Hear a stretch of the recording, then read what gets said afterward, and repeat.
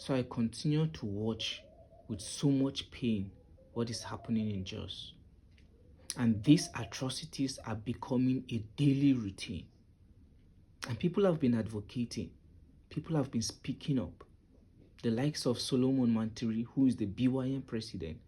The likes of Reverend Ezekiel Dachumo, whose voice has gone global. But somehow, the Nigerian authorities seem to be doing nothing or doing just a little. And I just want to ask myself, in my last video, I made a reference and I said, we have senators in that district. And I also said we have House of Rep members in that district, in those districts, the places that have been affected. And this is not just to Jos. This is not just to Barkeladi or Riom. This is affecting the whole state. This is affecting the whole country. So why does the government seem not to be doing much? Are the right people that are supposed to be speaking up not speaking up? What is actually happening that we see a lot of advocacy but little impact? Now, I am a registered voter. I know that I voted some people. Example, a senator and a House of Rep member. And I want to point out something to you so you would see where I'm coming from. Now, the primary role of a senator is 1, representation, 2, lawmaking, and 3, oversight.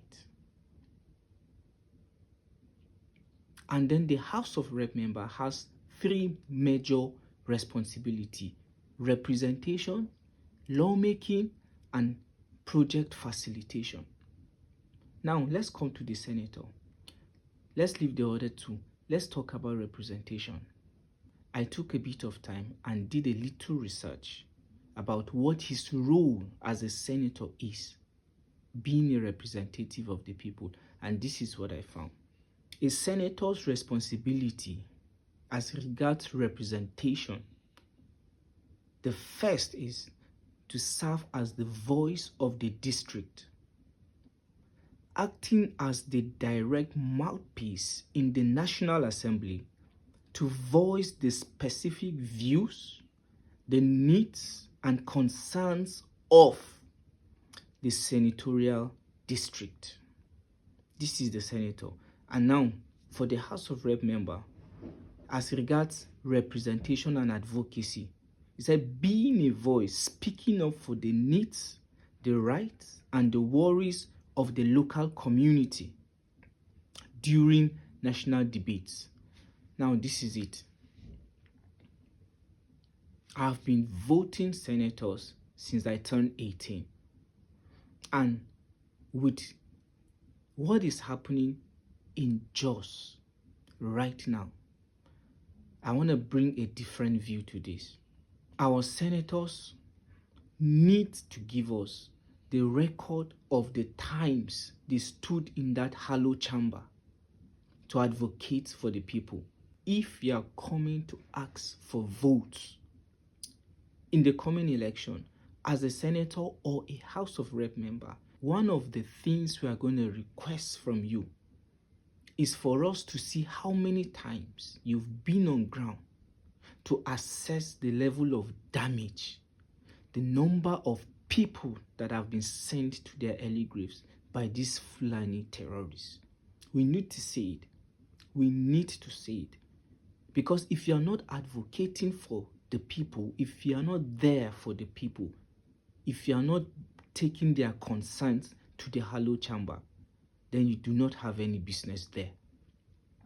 I'm saying this with a loud voice because our political leaders in that part of the country are not doing much. They may be doing other things, but this is their primary assignment: representation. And if you cannot represent your people, advocate for them, then you don't have any business there.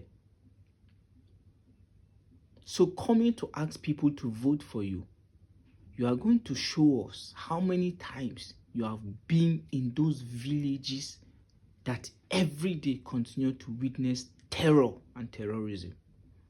And this is to my people. Anybody asking you for votes should be able to prove to you that once he gets there, he's going to take your grievances, he's going to take your concerns and your plight to the National Assembly, because constitutionally they are supposed to be the ones to advocate for the people. If these things are happening every day, it means you have to be on ground every day or send a representative every day. And then as much as possible, let's hear you speaking out in the Hello Chamber or the Green Chamber every time. Some of you have not spoken once. And that's how terrible it is. If you want to ask us for vote, you have to show us your concern. How many times have you spoken up? And how many times have you gone to those villages to see the number of people on ground sent to their early graves? That way, we are going to have better representation, better advocacy. And since you are the link between the people and the federal government, something is going to happen. Something is going to come up from that.